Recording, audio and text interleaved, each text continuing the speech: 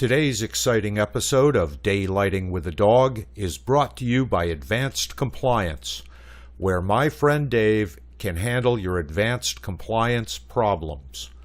So contact him, and even if your compliance problems are merely moderate or basic, we'll assume he can help you with those too, because after all, he can handle advanced compliance.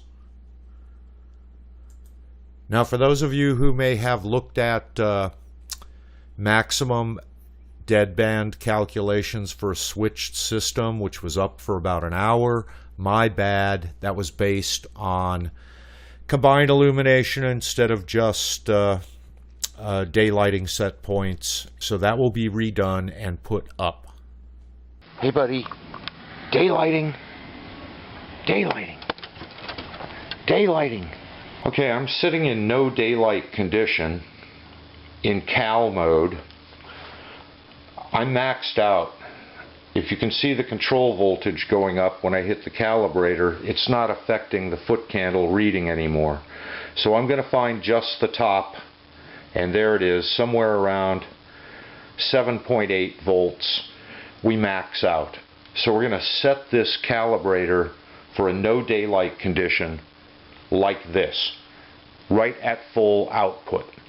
We're going to do it again, and we're going to take the control voltage all the way up under no daylight conditions, and we're going to cal it like that. And then we'll see if there's any difference in between these two types of settings when we set the partial exactly the same for both of them. Okay, so the first thing we're going to look at is our results of testing for various levels of daylight coming into a space that has no interfering electric lighting in there.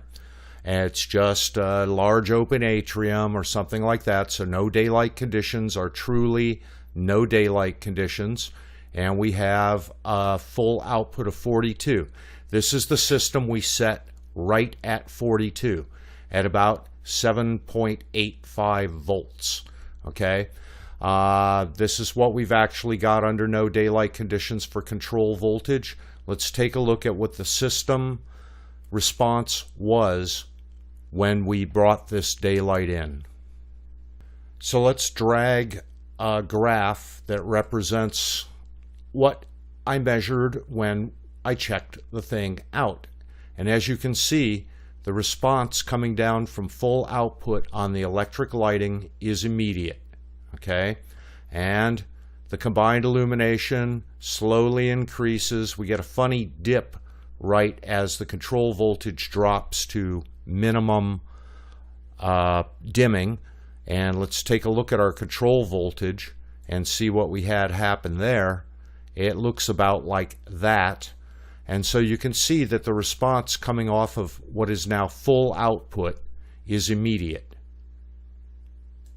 Okay, now our second setting in the system was to set up for full output and drive this control voltage all the way up during no daylight calibration. The result of this was really no difference. Here you see the combined and the electric just like before, and really no difference there. And if we look at the control voltage, no difference there either. This is the control voltage for the one that we drove up past full output with a hand piece, and this is the other one. Okay, so you can see there's very little difference in between these two graphs. They look just about the same. So why did we see what we saw with the data? Why does it look about the same for both systems?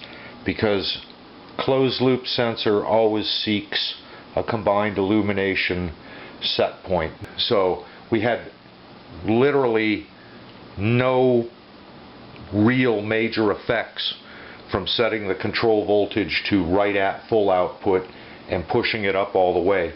This one was set right at full output. You can see it's going to go all the way. And that's just the nature of a closed loop feedback system.